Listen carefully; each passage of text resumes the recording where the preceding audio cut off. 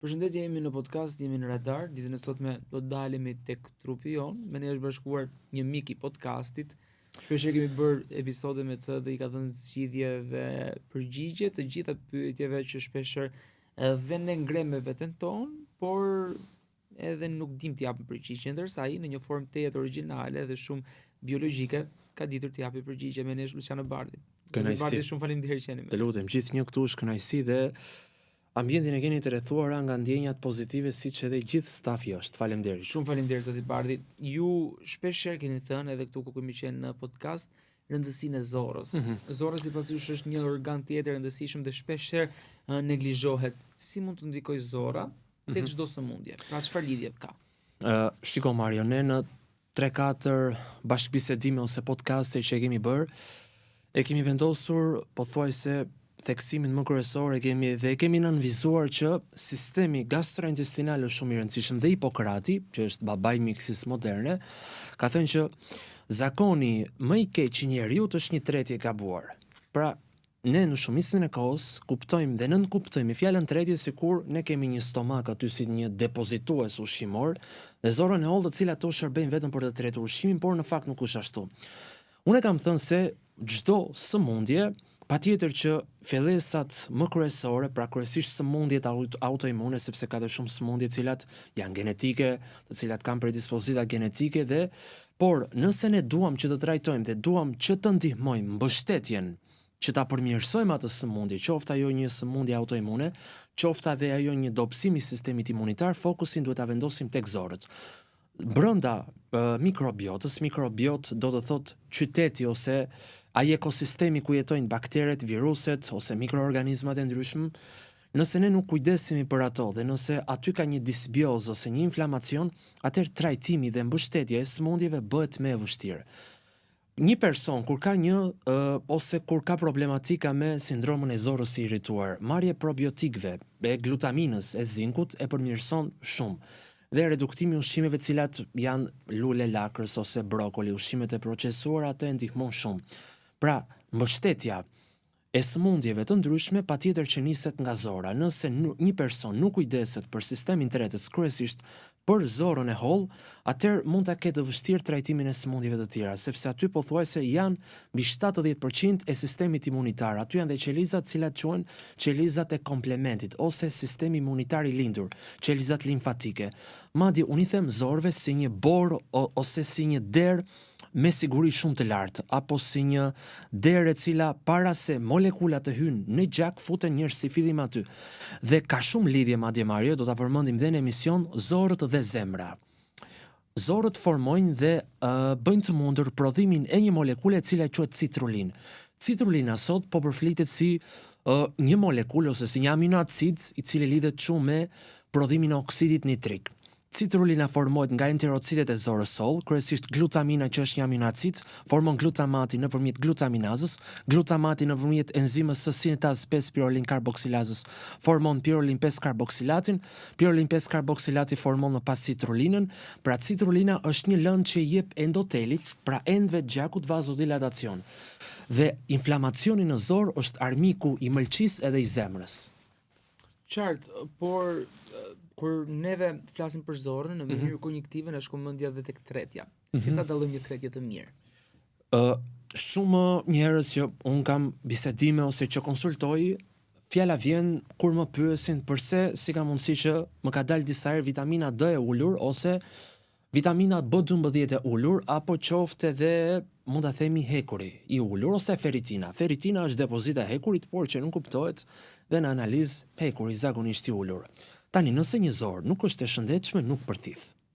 Marrja e një vitamine e cila shikohet në mungesë tek analizat nuk ka asnjë vlerë dhe nuk mund të merret, sepse do thoni ju pse.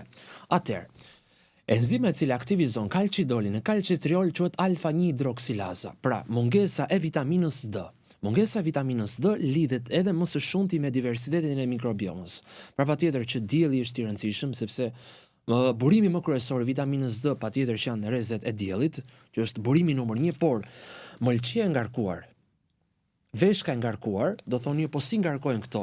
Gjumi I pakët, mungesa e gjumit, ushqimet e procesuara që janë biskotat, croissantet, brumrat, patjetër që alkooli, alkooli është numër 1 ose faktori numër 1 që ngarkon mëlçin dhe veshkat, por unë doja që të kategorizoja si fillim mungesën e gjumit. Sot për mendimin tim bota, si pasojë dhe jetës, modernizimit, po pëson një epidemi ose jo vetëm një epidemi, por një pandemi të gjumit. Shumë njerëz sot nuk e bëjnë gjumin në mënyrë cilësore dhe mungesa e gjumit bën të mundur që dhe ADN-ja të psojë mutacione. Këto që thuhen detokse për mëlçin, mëlçia nuk ka ilaç magjik. Asnjë ushqim nuk është magjik. Këto që shiten ose që reklamohen, që janë për marketing si suplementim detoksi ose pastrim mëlçie veshkash, këto nuk janë asgjë tjetër veç se për të blerë mendjen e njeriut dhe për të shitur një suplement caktuar. Mëlçin, zorët dhe sistemin imunitar nuk e ndihmon një ushqim magjik apo një suplement magjik. Absolutisht. Gjumi, aktiviteti fizik, gjumi, aktiviteti fizik, ushqimi organik dhe stres i moderuar, pra stres i menaxhuar. Dhe siç u thash pak më parë, vitamina D e ulur lidhet me një mikrobiot më të ngadalë dhe të lodhur. Mikrobiota është ky ambient i brendshëm që jetojnë viruset, bakteret, kërpudhat, ndërsa mikrobioma është materiali genetik i këtyre baktereve ose i këtyre mikroorganizmave. Pra janë ndryshe, mikrobioma, materiali genetik i këtyre mikroorganizmave, ndërsa mikrobiota është qyteti ku jetojnë. Dhe vitamina D e ulur lidhet ose me reduktimin e baktereve të mira, mëlçia bën të mundur prodhimin e 25 hidroksilazave, ku kolekalciferoli konvertohet në kalcidol dhe shtohet pjesa, pra mëlçia ka këtë enzimën e cila quhet 25 hidroksilaza, ku konvertohet kalcidol dhe ajo del në qarkullimin e gjakut, ndërsa 80% e enzimës e cila quhet alfa-1 hidroksilaz prodhohet nga veshka dhe 20% nga zorët. Pra një mungesë e vitaminave nuk duhet të nënkuptoj faktin se ajo vitamin merret, por duhet parë shkaku. Përse mungon vitamina D? Përse mungon B12? B12 që të përthithet kërkon acid kloridrik të shëndetshëm, pra acidin hidroklorik që të jetë i fuqishëm, stomaku të jetë i fuqishëm dhe të përthithi. Për herë të parë, Mario, unë e kam quajtur stomakun, ndonse edhe në Shqipëri, generator protonesh. Generator protonesh do të thotë një makineri, një organ aq shumë i rëndësishëm sa që bën të mundur gjenerimin e joneve të hidrogenit. Pa hidrogen nuk ka as jetë. Hidrogeni është energjia e qelizës dhe nëse zora e holl është e papastër, sikurse janë parazitët, bakteret të ndryshme, Klebsiella, Pseudomonas, Proteus mirabilis, atëherë B12, magnezi, zinku nuk përthithen. Pra, tek marrja e vitaminave unë nuk jam pro atyre, po jam pro fuqizimit të murit të brendshëm të zorës holl që është kryefjala kolona e imunitetit. Inflamacioni kronik, çfarë duhet të kuptoj? Inflamacion kronik, Mario, do të thotë që një person nuk ka sistem imunitar të shëndetshëm dhe kjo shprehet me lodhje pothuajse çdo ditë. Bën një analizë dhe pothuajse analizat dalin normal, pas qërimi gjakut, qelizat e bardha, qelizat e kuqe, eritrocitet, limfocitet, por përsëri personi është i lodhur. Bën ekzaminime si skaner, rezonancë, përsëri personi ka një mjegullim të trurit. Inflamacion kronik dhe inflamacioni nis përsëri nga mikrobiota. Të besohet, Mario, që zora e holl ka qeliza me potencial elektrik. Midis zorës së holl edhe mëlçis ekziston një rrjet shumë i ngushtë. Lëndët që nuk treten dhe që nuk zbërthen nga makro në mikro pësojnë një fermentim. Dhe nëse lëndët ushqimore nuk zbërthen siç duhet, formojnë dhe disa lëndë që quhen trimetilamina ose acetaldeide. Madje kur zora e holl nuk është e pastër, pra ka metabolit inflamator, aty krijohet edhe ambienti dur për parazit. Edhe personi çfarë bën, merr një medikament për parazitët, ndërkohë që unë edhe direkt tu nuk jam pro. Unë jam pro pyetjes dhe shkakut, themelit të problemit, si shfaqet problemi, pse janë kolonizuar ato parazit. A mos është ushqimi, sepse ti mund të marrësh një medikament, por nëse nuk ndryshon mënyrën e të ushqyerit, pra nëse ti vazhdon akoma që të përdorësh makaronat, vazhdon akoma që të përdorësh mishin e procesuar, qumshtin e procesuar, biskotat, croissantët, përsëri ato gjejnë ushqim. Kur e fjala kryesore është që ti të ndërpresësh burimin ushqimor. Dhe zorët e holla, nëse kanë përshkueshmëri, sot termino në botën e mjekësisë, në jemi akoma shumë larg, është një term i cili quhet leaky gut, zorë përshkueshme, dhe këtë po e themi për herë të parë në emision. Leaky gut do të thotë kur midis enterociteve, enterocitet janë lidhjet e ngushta të epitelit të zorës holl, krijohet një përshkueshmëri. Edhe molekulat që nuk treten futen brenda në pjesën e venulave. Venulat janë degëzimet më të vogla të venave dhe me anë të venulave ato bashkohen me venën mezenterike superiore dhe pastaj vena mezenterike superiore i dërgon lëndët e patretura dhe të pazbërthyera siç duhet, zakonisht disa lëndë të papastra në mëlçi. Dhe sistemi limfatik këtu është shumë i rëndësishëm. Sistemi limfatik bën të mundur që të përthithen disa peptidoglikan, që të përthithen disa substanca inflamatore, metabolit lipidik dhe këto i dërgon në zemër. Pra, zora e hollë e papastër është edhe ambienti i dur që të kolonizojnë parazitët. Inflamacion kronik do të thotë një zorë e hollë e papastër. Ne tham pak më parë që aty janë dhe qelizat ose është kolona e sistemit imunitar. Zora e hollë ka dhe disa peptide që quhen lipokalinat, galektinat, defensinat, që këto luftojnë viruset, patogjenët, mikroorganizmat e ndryshëm dhe vitaminat, që zora e hollë nuk përthith nuk kanë vlerë. Inflamacion kronik do të thotë një zorë e hollë e ngarkuar. Pse probiotikët nuk janë zgjidhje e duhur? Pyetje shumë e drejtë. Probiotikët nuk janë zgjidhje e duhur sepse çfarë dëmton më së shumti zorën e hollë dhe gjithë sistemin tretës? Antibiotikët në mënyrë të panevojshme. Medikamentet cilat ulin inflamacionin, antiinflamatorët, paracetamolët në mënyrë të vazhdueshme, medikamentet si ibuprofen, naproxenët, medikamentet cilat mund të përdoren për të inhibituar, pra frenojnë pompën protonike të stomakut, që quhen PPI. Pra, kush e dëmton mikrobiotën? Antibiotikët e panevojshëm, medikamentet cilat ulin inflamacionin, që merren në mënyrë të panevojshme, pa indikacionin e duhur, medikamentet ose qetësuesit e ndryshëm që merret për qetësuar dhimbjen e kokës, dhe PPI-t, që quhen pantoprazol, që të bëjnë të mundur reduktimin ose frenimin e pompës protonike, e frenojnë pompën protonike. Dhe përse nuk janë zgjidhje me një probiotikët? Sepse ti nuk mund të marrësh probiotik nëse zora e trash është e acaruar. Probiotikët duan terrenin, ambientin e duhur dhe pH-in e zorës së hollë dhe pH-in e zorës trash. Nuk mund të shkojnë dot nga stomaku te zora e trash nëse zora e hollë nuk është e shëndetshme dhe e trasha. Si fillim, duhet fuqizuar paretet dhe mukoza e stomakut, pra reduktimi ushqimeve inflamatore, ushqimet e procesuara, patjetër alkooli, duhani, duhet rregulluar gjumi, aktiviteti fizik duhet shtuar. Pastaj ushqimet të cilat janë të pasura me polifenol. Panxhari është shumë i rëndësishëm. Do ta përmendim panxharin. Perimet e zira, karotat, patatja e ëmbël, lëngu i mishit, pothuajse frutat e pyllit, përmbajnë disa polifenol, fenolike klasik dhe lignant të rëndësishëm. Boronicat, mjedrat, që janë shumë të rëndësishme. Boronicat janë vaksina natyrale. Boronicat janë vaksina natyrale pasi përmbajnë acid galik, acid elagjik, acid ferulik. Boronica është vaksinë natyrale sepse nuk ka as sheqer të lartë, por përmban shumë polifenol. Pra perimet e zira kryesisht, si karota, si patatja e ëmbël, ushqimet e pasura me zink, farat e kungullit, farat e linit, janë shumë të rëndësishme, lëngu i mishit, veza, sikurse dhe ushqimet të cilat e pasurojnë mikrobiotën, çikoret, bamjet, janë shumë të rëndësishme. Bamjet janë mbreti perimeve tani në verë, ndërsa në dimër është preshi. Bishtajat, legumet, lëngu i mishit, thjerëzat, patjetër këto janë ato ushqime që krijojnë një diversitet në mikrobiot. Kur të rregullohet përthithja, sepse po nuk u rregullua përthithja dhe po nuk u përthithen lëndët ushqimore, vitaminat, mineralet, aminoacidet, nuk ka vlerë një probiotik. Pra si fillim përthith, pastaj fuqizo. Probiotikët janë në fund pasi është ulur inflamacioni, pasi zora e hollë përthith ushqimet. Se i lidhur është sistemi imunitar me zorët? Janë pothuajse nëse ne ndërtojmë një shtëpi, nëse nuk bëjmë kolonat, nëse kolonat janë të dobta, atëherë shtëpia bietë. Dhe sistemi imunitar, unë e kam thënë dhe e vazhdoj që ta them se nuk mund të ketë një mëlçi të pastër nëse zora e hollë nuk është e shëndetshme. Enterocitet, Mario, kanë këtë potencialin elektrik që ta thash, dhe aty prodhojnë shumë peptide antimikrobiale, galektinat, lipokalinat, defensinat, trefoil factor, katestatinat, dhe këto bëjnë të mundur që të neutralizojnë viruse, baktere, toksinat ndryshme ose materiale të papastra ushqimore. Dhe këto nëse hyn brenda, ato nuk futen direkt në qarkullimin sistemik, por i merr mëlçia.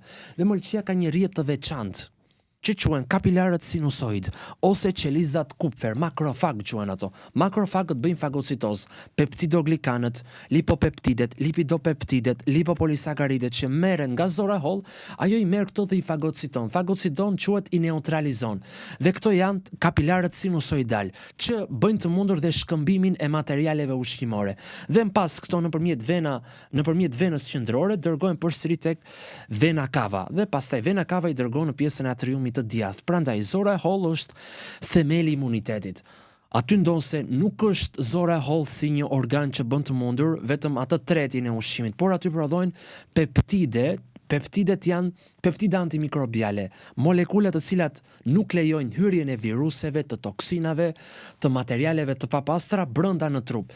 Dhe një sistem imunitar i dobët lidhet drejt për drejti, pra alergjia. Alergjia e panjohur ose idiopatike i ka rënjit në zor. Diaminoksidaza që copton histaminën ndodhet përsëri në zor dhe prodhohet nga enterocitet. Dhe mineral shumë i rëndësishëm për zorët janë edhe minerale si zinku dhe bakri. Zinku është tej mase i rëndësishëm, që ndodhet tek farat e kungullit, te farat e susamit, farat e linit, lëngu i mishit, tek mishi kuq, mishi viçit, tek mishi qingjit, tek e verdhe vezës, e cila është e pasur dhe me kolin, sikurse dhe bakri. Bakri është shumë i rëndësishëm, Mario. Bakri është kofaktori janë disa enzima që bëjnë dhe metabolizmin e ekurit. Hefalstina quhet një enzim, e cila quhet edhe peroksidaza, ku përbëhet nga 6 deri në 7 atome karboni. Pra, nuk mund të ketë përmirësim të sëmundjes nëse sistemi i tretës është i ngarkuar. Dhe stomaku, zora e holl këtu kanë vlera shumë të mëdha, Mario. Dhe vetë bota e mjekësisë sot ka shumë studime mbi sistemin gastrointestinal që unë e pata thënë dhe në një emision që hormoni i gjumit, melatonina, vepron dhe si një antioksidant. Të besohet, Mario, që zora e holl redukton dhe radikalet e lira. Sa me shëndetshme të jetë zora e holl dhe mikrobiota, aq në mënyrë më të ngadalë përhapet dhe kanceri. Në mënyrë më të ngadalë përhapen dhe qelizat kancerogjene. Gjumi i shëndetshëm tek pacientët me kancer është shumë, por shumë i shëndetshëm. Një pacient me kancer, patjetër që gjumin duhet ta ketë shëndetshëm, pra këtu është i rëndësishëm marrja e magnezit, patjetër probiotikët, ka shumë vlera probiotikët, kryesisht bifidobakteret, dhe melatonina në formë likuide ose të lëngshme, sepse melatonina redukton peroksinitridet, peroksidin e hidrogenit, pra këto radikalet e lira, cilat është ai tymi që le qeliza ose papastërti që le qeliza. Dhe patjetër zora e holl, stomaku, mikrobiota përmirësojnë dhe mbështesin çdo sëmundje. Prandaj melatonina nuk është vetëm hormoni i gjumit, por është edhe antioksidanti më i madh i trupit të njerëzit. Zoti Bardhi, në studimet tuaja ju keni shpeshherë në epicentër zorrët, siç edhe po e diskutojmë. Apo jetojmë një pandemi të padukshme të zorrëve? Unë mendoj, Mario, se patjetër kjo fjalë është shumë e rëndësishme, sepse shumë njerëz, pothuajse nga 10 njerëz që unë mund të takoj ose që mund të flas, 2-3 prej tyre, që është shumë numër i lartë, kanë problematika me kapsllëkun ose me konstipacionin. Kanë problematika me atë që quhet lodhje kronike, pra kudo që shkohet ose kudo që bëhet diçka me njerë ndihet lodhja. Pandemia e zorëve do të thotë kur midis sipër zorës së holl janë disa projeksione mikroskopike të cilat janë shumë unike, të veçanta dhe misterioze. Këto quhen vilet e zorës së holl. Dhe këto i dëmton kush? Faktori numër 1 është stresi. Faktori numër 2 është mungesa e gjumit. Faktori numër 3 janë ushqimet ose mishi procesuar, që është kudo. Faktori numër 4 janë ushqimet cilat janë të procesuara që kudo i gjejmë ose ushqimet e industrializuara. Pastaj faktori numër 5 janë mungesa e ujit. Domethënë trupi i njeriut është destinuar që të konsumojë ujë. Uji është elementi numër 1. Dhe por mungesa e gjumit që unë e cilësoj një ndër faktorin më kryesor, pra dhe destabilizimi i gjumit ka bërë që zora e holl, mikrobiota mos funksionojnë siç duhet. Dhe këto krijojnë atë që quhet kapsllëk, konstipacioni, dhe zorët nuk kanë atë motilitetin e dur. Dhe patjetër sot njeriu, si pasojë e jetesës, nuk konsumon më as ushqime të cilat janë të pasura me polifenol, ushqime të cilat janë të pasura me fibra organike dhe të tretshëm. Shumë ushqime të shëndetshme për zorën e holl dhe të trashë tani, e zëm nga perimet. Unë do fusja asparagusin, pishtajat, legumet, pataten e ëmbël, karota përmban disa lëndë ose molekula dhe antikancerogene, quhen poliacetilen ose falkarinol. Këto bëjnë të mundur dhe uljen e citokinave ose modulojnë citokinat, siç është interleukin 6 dhe panxari. Panxari është shumë i rëndësishëm. Mario, po të flasësh për panxarin, sidomos për panxarin, domethënë panxarin e kuq, njihet. Pra, repkat dhe panxari janë tjetër gjë. Panxari kuq është, si thua, ajo që dhe zihet dhe ka të lëndën e kuqe dhe ato pigmentet antioksidative. Tek panxari janë disa molekula të cilat janë shumë të rëndësishme. Panxari përmban betain. Betaina është donatore grupit të metilit. Panxari përmban betalain. Betalaina është pigment antioksidativ. Betalaina ndajnë betacianina dhe beta-ksantinat. Është shumë i rëndësishëm panxari. Shegët përmbajnë elagitanina, pendukulagin, të cilat këto përsëri konvertohen në urolitin. Boronicat janë vaksina natyrale dhe që janë shumë të rëndësishme. Pastaj, dihet që nuk mund të ketë, domethënë nuk ka kompromis me ushqimet proteinike, vezë, mishi që janë shumë të rëndësishme, vaj ullirit dhe gjalpi organik është mik i shëndetit i njeriut. E kemi fjalën për gjalpin organik. Pra jo margarinën, por gjalpin organik që është bio dhe i pastër. Është shumë i rëndësishëm, pasi përmban patjetër dhe acide yndyrore të shëndetshme, gjalpi organik rritet edhe prostaglandinat në stomak. Stomaku krahas prodhimit të acidit hidroklorik ka dhe një shtres mukusi aty, ose një prodhim të bikarbonateve. Prostaglandinat rrisin perfuzionin dhe gjalpi organik është shumë i shëndetshëm dhe për stomakun, është i shëndetshëm dhe për sistemin imunitar pasi forcon limfocitet T dhe limfocitet B. Pra jo margarina, jo sintetiku. Patjetër që kosi dhe kefiri, por nga ushqimet më të rëndësishme unë do kategorizoja preshin që përdoret në stinën e dimrit, sikurse dhe tani bamjen ose bishtajat, ndërsa përse përket frutave, kumbullat e thata janë shumë të rëndësishme tani dhe për pjesën e tretjes dhe nuk kanë indeks të lartë të glicemisë ose të sheqerit, pothuajse dhe frutat e pyllit ose msak frutat e thata, arat, bajamet ose lajthit, por unë përsëri do të theksoja panxari. Panxari ka lëndë të fuqishme antioksidative që është edhe betalainat. Janë betalainat, beta-ksantinat dhe beta-cianinat, kumbullat, shega, që është shumë e rëndësishme, këto rrisin dhe prodhimin e këtyre peptideve antiinflamatore ose mikrobiale, të cilat quhen apelinat. Apelinat janë shumë të rëndësishme, lipokalinat, që këto prodhojnë nga enterocitet. Pra, kumbullat e thata janë shumë të rëndësishme. Dhe kungulli njomu shumë i rëndësishëm nëse konsumohet, ose një kombinim i një gjelle organike që mund të ketë mishin e kuq, që mund të ketë kungullin, specat e kuqe. Specat janë përsëri shumë të rëndësishme, pasi përmbajnë dhe ato kwarcetinën, fisetinën, homoizoflavonoidet, përmbajnë dhe disa lëndë të tjera, cilat quhen acide valerike, acide valerike ose acidin elagjik. Acidin elagjik e ka dhe shega, por një diversitet i këtyre ushqimeve dhe ushqimet duhet jenë të stinës dhe organike. Pra tani nuk ka vend që ne të konsumojmë një ushqim që nuk është i stinës. Pra tani është e rëndësishme sepse dhe domati ka likopen, domatja është shumë e vlefshme, qepa e kuqe, po thuajse edhe këto në kombinime ushqimore, rigoni, sherebela, majdanozi, që janë shumë të vlefshme për problematikat e mykut. Këto mund konsumojnë si erza në sallat, mund konsumojnë në supra të ndryshme, mund konsumojnë edhe në formë pluri, por kujdesi duhet jetë edhe te vajrat esencial, sepse nuk mund të përdoren pa këshillimin e dur. Më së shumti në plura, në sallatrat ndryshme ose në produkte ushqimore, Mario. Dhe një pyetje të fundit, zoti Bardhi, si do të jetë ardhmja e mjekësisë barazuar këtu me zorrën? Pra, bashkë me zorrën, si do të jetë kjo ardhmje? Shiko, Mario, unë e pata thënë në fillim që sot ka shumë suplemente që reklamohen siç ne përmendëm. Zora e holl nëse nuk përthith, antibiotikët janë të kotë. Do thonë njerëz tani që do na dëgjojnë, po si ta dallojnë që zora ime holl nuk përthith siç duhet? Shumë e lehtë. Kur bëhet një vitamin D, e shikon që her pas here ajo aty nuk është në nivele të duhura. Kjo është kryefjala kryesore.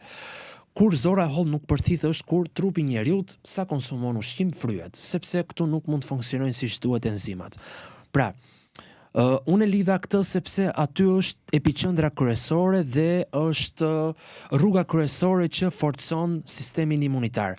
Aty prodhojnë shumë peptide dhe aty është qendra kryesore e sistemit imunitar. Mbi 70%, Mario, e qelizave të sistemit imunitar janë në zor. Dhe të besohet që melatonina, që është hormoni i gjumit, rreth 400 herë më shumë përsëri prodhohet nga qelizat enterokromafin në zorën e holl. Ajo aty funksionon në mënyrë lokale dhe nuk është se dërgohet në pjesën e trurit. Funksionon në mënyrë lokale do të thotë që konvertohet në acetil metoksiformil kinuramin. Madje shumë e rëndësishme, zora e holl bën të mundur dhe prodhimin e disa pentozave, Mario, që ky quhet cikli fosfoglukonatit ose egzozmonofosfatit. Këto molekula quhen nikotinamid adenin dinukleotid fosfat ose koenzimat e reduktuara. Këto japin 2 elektronë dhe 1 proton.